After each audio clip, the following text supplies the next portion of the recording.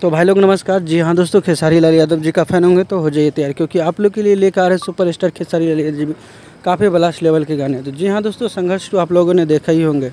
तो संघर्ष टू में एक काफ़ी ब्लास्ट लेवल का गाना है, उस गाने को जो है आप लोग के बीच में रिलीज़ किए जाएंगे। तो दोस्तों रहिएगा तैयार।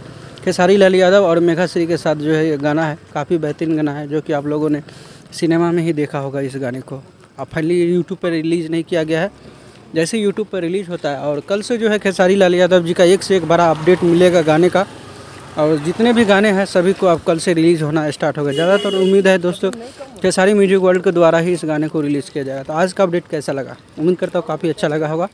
ऐसे अपडेट पाने के लिए जुड़ जाइए चैनल से, चैनल को कर लीजिएगा सब्सक्राइब। मिलते हैं नेक्स्ट वीडियो में, तब तक के लिए बाय।